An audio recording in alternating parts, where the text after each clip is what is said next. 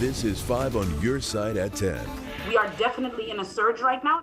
St. Louis experiencing a surge in COVID cases, and that's prompting the city's health director to sound the alarm. Thank you for joining us tonight. I'm Brent Solomon.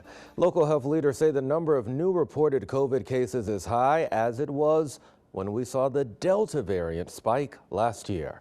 New at 10, our Robert Townsend is taking a closer look at the numbers. Robert. Hey there, Brent. The health director tells me she hasn't seen COVID cases in the city this high since last summer. Now, she doesn't want to scare people, just spread a message of staying healthy and safe.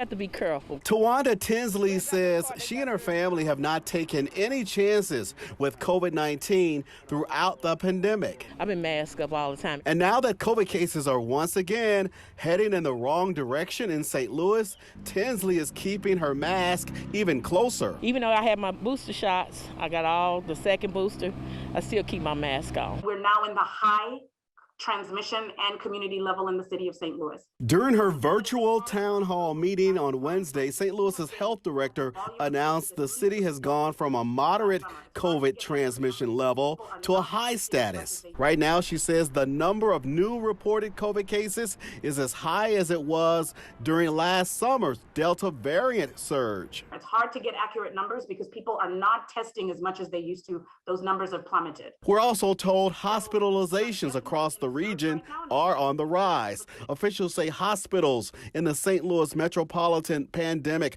Task Force have admitted an average of 39 new patients with COVID each day. Pandemics don't just end within a year, and it's 2022 now, so I'm not surprised. The latest numbers show 78% of city residents have received at least one vaccine dose. Nearly 63% of the population is fully vaccinated, and about 45% of those vaccinated individuals have received one booster. I'll just kind of keep checking things by ear and obviously play it safe. The Centers for Disease Control is urging local officials to do more health screenings, put limits on some gatherings, and recommend that people wear masks indoors. I need people to get boosted. I need people to encourage family members and friends to get boosted because that's the key here.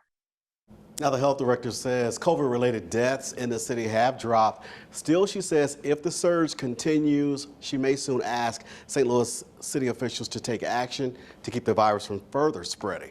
All right, Robert, thanks for that update. Tonight, calls for St. Louis Board of Aldermen President Louis Reed to resign.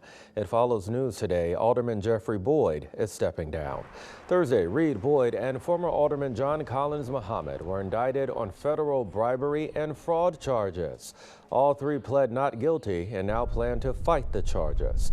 This despite thousands of texts, emails, and undercover recordings where FBI agents say the city leaders talked about taking bribes in exchange for tax breaks for a local developer. A man pleads guilty in a murder for hire case involving a star of the reality TV show Welcome to Sweetie Pies.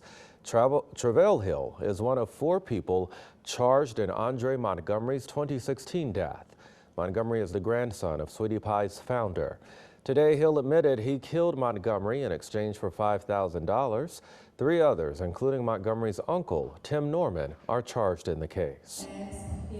And tonight, a call to end gun violence. A group gathered inside of City Hall in East St. Louis for the Wear Orange movement. It's all part of National Gun Violence Awareness Day, and at the top of the minds of so many are the recent mass shootings in Buffalo, Uvalde, and Tulsa.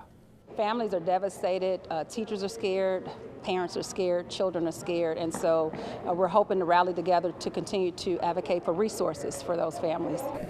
Pictures of the lives lost to gun violence were also on display tonight. Police are actually facing more criticism over how they handled last week's school shooting in Uvalde. A state senator claims the school's police chief did not have a police radio on at the time, and that led to a slower response. Students made several 911 calls while inside of the school. It took nearly an hour for police to confront the shooter. 19 students were killed, along with 2 teachers. Well, a U.S. Border Patrol agent is being called a hero tonight for helping students and teachers during that Texas shooting. But as our Verify team found out, many people on social media have mischaracterized his role. Here's Brandon Lewis. On May 24th, a gunman walked into Robb Elementary School in Uvalde, Texas, and killed 19 children and 2 teachers. An investigation is underway into why it took an hour for the police who arrived on the scene to stop the gunman. But many people on social media praise the efforts of off-duty Border Patrol agent Jacob Alvarado. A Facebook post shared more than 90,000 times claims he went into the school despite the city's police chief ordering law enforcement to stand down.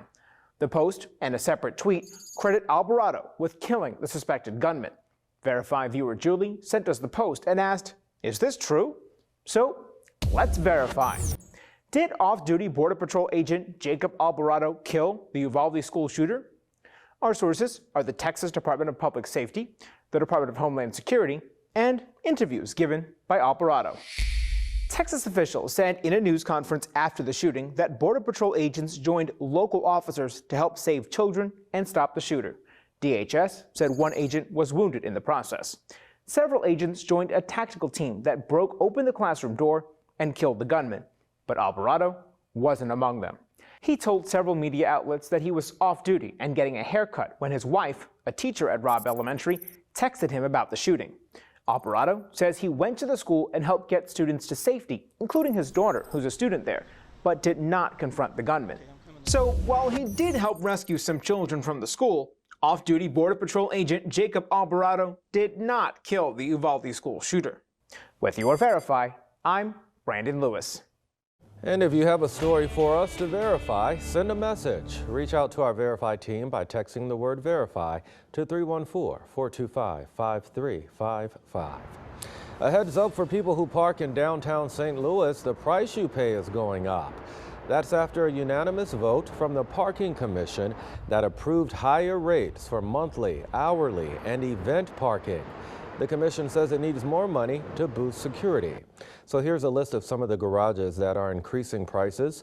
The monthly rate is going up an extra $20.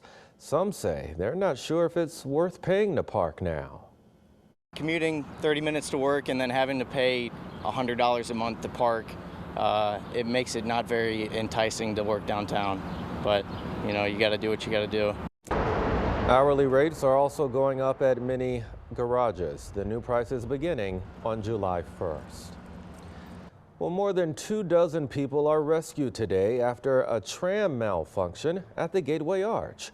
Firefighters tell us 25 visitors got stuck in the tram for about 2 hours.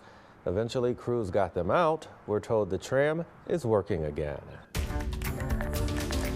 And at least they had a good view once you get to the top of the arch. Today, lots of sunshine. Looks like bright skies here, but there's some tropical action going on in Florida. We're talking about that and our weekend forecast. And 5 on Your Side is a proud partner of the Folds of Honor campaign sponsored by Schnucks. From now until July 4th, you can round up at the register. The money you donate provides scholarships for spouses and children of fallen and wounded service members.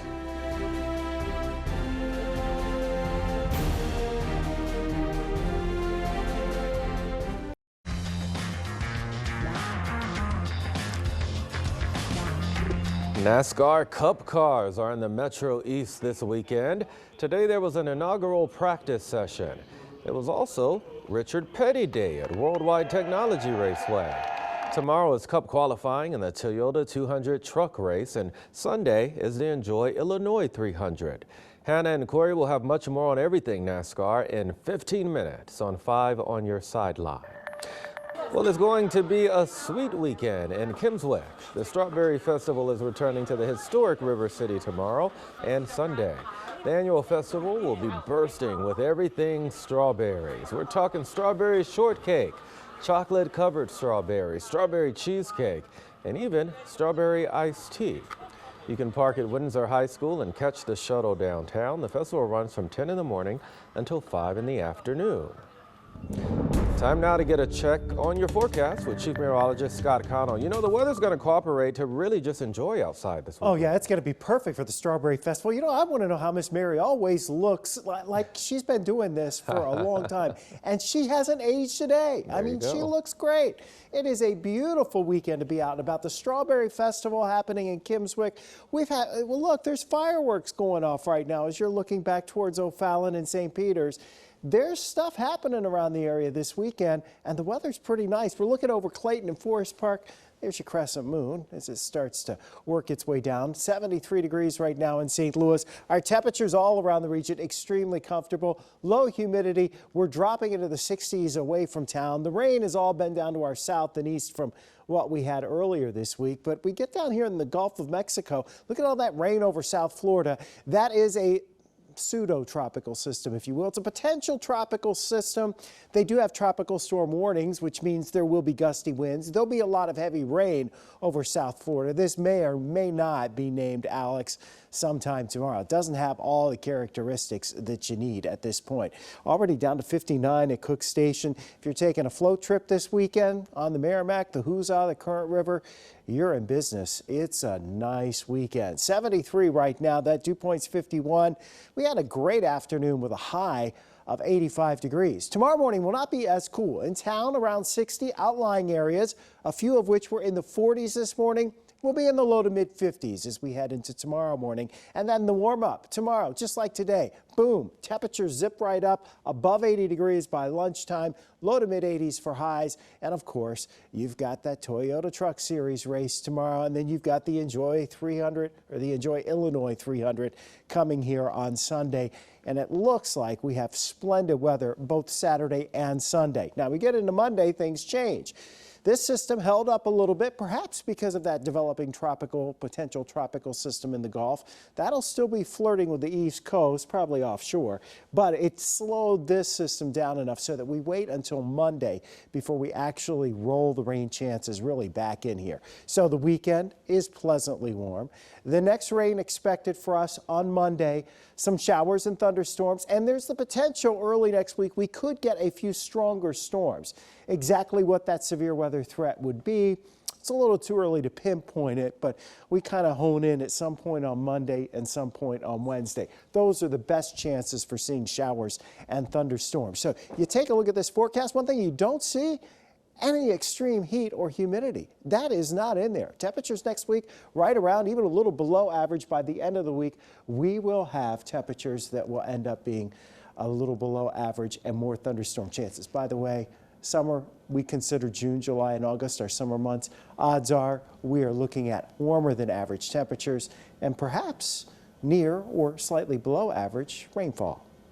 You know what? I'm not complaining about it, though, are you? Well, it's not going to do any good because we got no choice. Well, there you go. We just got to take it. Thank you, Scott. Time now for 5 on Your Sideline with Hannah and Corey.